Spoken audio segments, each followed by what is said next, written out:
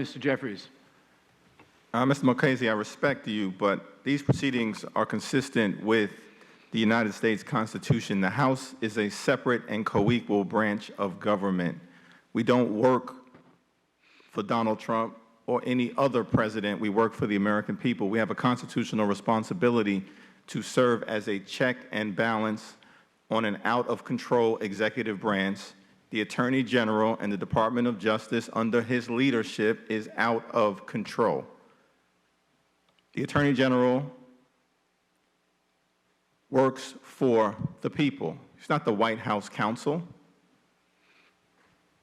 It's the Attorney General and the Department of Justice should be an agent of liberty and justice for all Americans, regardless of political affiliation. Now, Mr. Zelensky, you testified that in the many cases that you've been privileged to work on during your career, you have never seen political influence play any role in prosecutorial decision-making, with one exception, United States versus Roger Stone. Is that correct?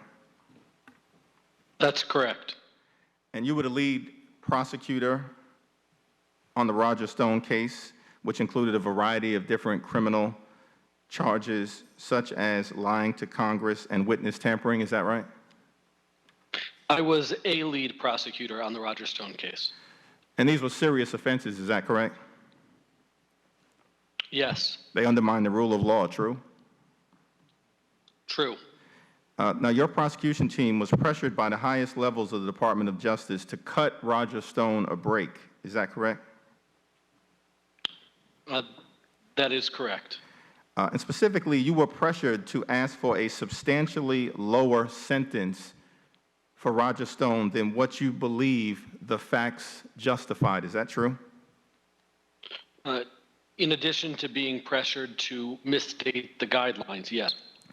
You were also pressured to distort the events that transpired during the course of the trial. Is that right? Both during the course of the events leading up to the trial, Mr. Stone's criminal conduct, and some events in the trial itself, yes. Can you give us one example of the type of distortion that you were asked to engage in?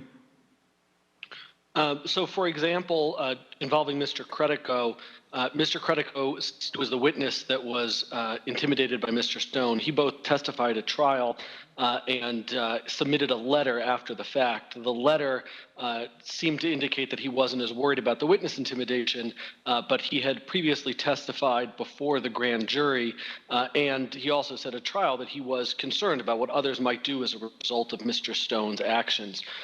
We were pressured to say that Mr. Credico had no concerns and expressed no worries as a result of Mr. Stone's obstructive conduct.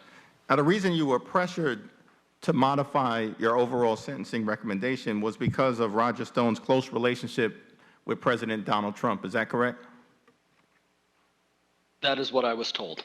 And you were even warned that if you did not toe the line and give Roger Stone special and preferential treatment, you could, quote, lose your job, close quote. Is that correct? That is correct. You were also told that the acting U.S. attorney was giving Roger Stone favorable treatment because he was afraid of President Trump. Is that right? Yes. Notwithstanding this pressure, you refused to cut Roger Stone a break, and you filed your sentencing recommendation, which included 7 to 10 years in a proposed prison sentence. Is that right? I believe the upper end of the range guidelines as we filed it was 9, Congressman. 7 to 9 years. Just a few hours after your filing, the president tweeted that it was, quote, horrible and very unfair situation. Cannot allow this miscarriage of justice, close quote. Is that true? Yes. And the Department of Justice thereafter quickly filed a new sentencing recommendation for Roger Stone that reduced the number of years proposed that he would serve in prison for his crimes. Is that true? Yes, it actually reduced the number of potential years to 0 because it said that he should have a sentence of incarceration, but it provided no information as to what that sentence should be. Finally, the Department of Justice gave Roger Stone special treatment because of his close relationship with President Trump. Is that fair to say? That is what I was told. Thank you. I yield back. Gentleman yields back. Great senators. Hi, Chuck. He used to love me when I was a Democrat, you know.